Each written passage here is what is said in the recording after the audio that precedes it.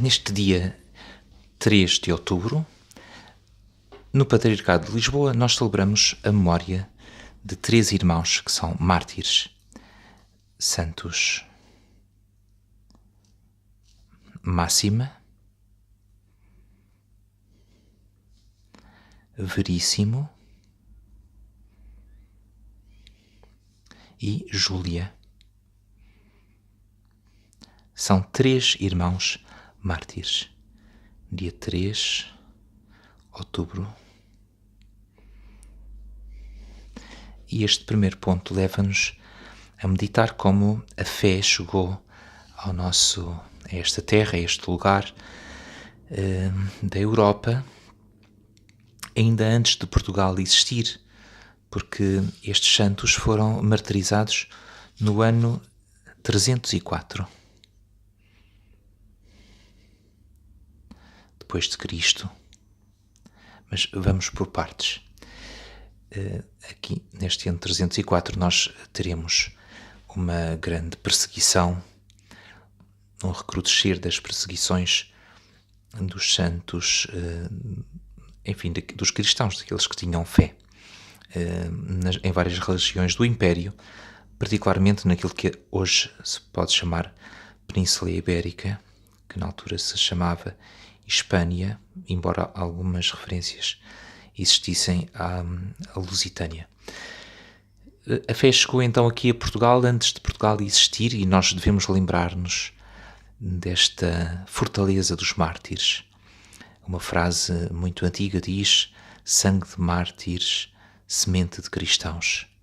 E ao longo do tempo, o martírio, ou seja, o dar testemunho da fé com a própria vida, foi sempre um sinal forte da verdade, ou seja, de que Jesus é verdadeiramente Deus e homem, verdadeiramente viveu, morreu e ressuscitou. Então estávamos a dizer que o imperador Diocleciano, este imperador viveu foi imperador entre 284 e 305. Temos aqui uma moeda, Dioclecianus, com o nome do próprio imperador, e mandou publicar editais aqui na cidade de Lisboa para obrigar os cristãos a prestar o culto aos ídolos, sensivelmente na mesma altura em que aconteceu também, como já dissemos, na Hispânia. E por isso o mártir São Vicente, que deu a vida pela fé em Saragossa e cujas relíquias estão agora em Lisboa, foi martirizado na mesma perseguição de Diocleciano, em que foram martirizados estes santos que dão o nome a este lugar santos, a esta igreja. Vamos ver já a seguir que esta história da fé em Portugal confere uma identidade, um lugar de história, de construção de uma comunidade viva, segundo a fé. Os santos que são então estes irmãos Máxima, Veríssimo e Júlia. Os editais ordenavam, sobretudo na perseguição de Diocleciano nos anos 303 e 304, ordenavam a destruição de igrejas, a queima de livros, a proibição da emancipação dos escravos que quisessem perseverar na fé cristã, a prisão dos chefes das igrejas e a obrigação pública de os cristãos prestarem culto aos deuses do panteão romano. O que aconteceu foi que estes irmãos, que estamos a ver aqui nesta imagem, em grande, estes irmãos se apresentaram publicamente não para renunciar à fé, não para praticar a apostasia, que é a renúncia, a rejeição, a recusa completa de todo o conteúdo da fé, e por isso a renegação total da fé, mas pelo contrário, apresentaram-se diante das autoridades para afirmar a fé. Apresentaram-se para fazer uma profissão pública de fé. E quando nós somos formados na fé, quando no batismo nós recebemos o sinal de Jesus, o sinal da cruz, sobre os ouvidos e sobre a boca, para um dia nós podermos escutar a palavra e podermos professar a fé sem medo, à medida que vamos crescendo, nós devemos lembrar que a nossa identidade é aquela, porque se trata da vida eterna que foi colocada em nós, que Deus nos confiou. Não sei se mostrei este mapa. Este mapa dá a ideia da divisão do Império Romano, na altura que nós estamos a referir. Temos aqui 4 zonas principais, 4 prefeituras. Nós não vamos aqui entrar nesta parte da história, mas apenas uma breve referência para dizer em que contexto é que nós nos estamos a referir.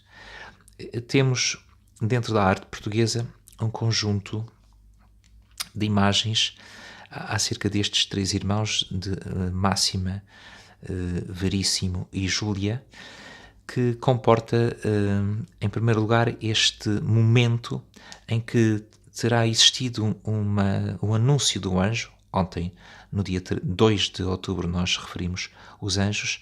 Há esta representação, dizendo que o anjo pré-anunciou o facto e preparou-os para, com a fortaleza, para poderem estar prontos para resistir e para poder dar testemunho de fé. O segundo momento, há aqui um momento do desembarque, há também várias noções, há várias ideias, há várias propostas sobre a origem, se terão nascido em Portugal estes 3 irmãos, se terão alguma proveniência romana de famílias nobres.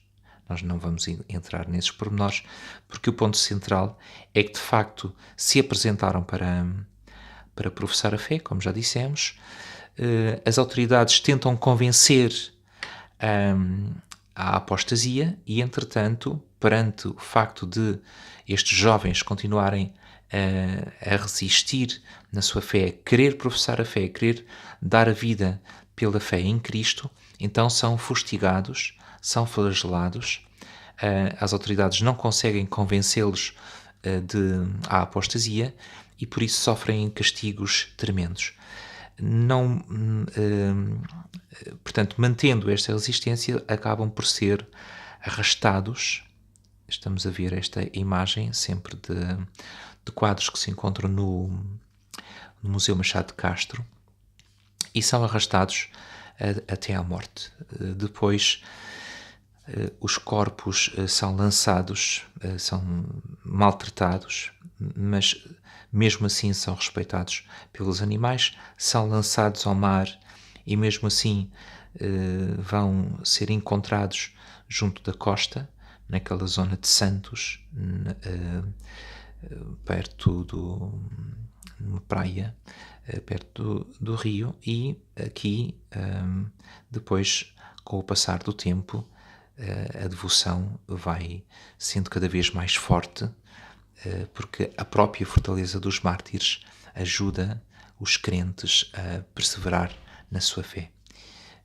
Dom Afonso Henriques transformou a ermida que ali existia numa igreja, e por isso nós verificamos que esta fortaleza dos mártires vai dando uma identidade própria ao longo dos séculos, e ainda hoje nós podemos visitar esta igreja de Santo Solvelho. Entretanto, as relíquias estão no Mosteiro de Santo Novo, e podemos então continuar ao longo do tempo com este sentido de fortaleza da fé.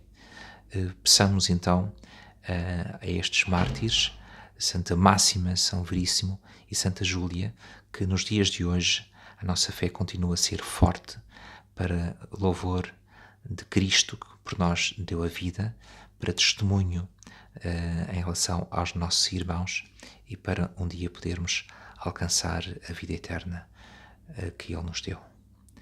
A bênção de Deus para todos.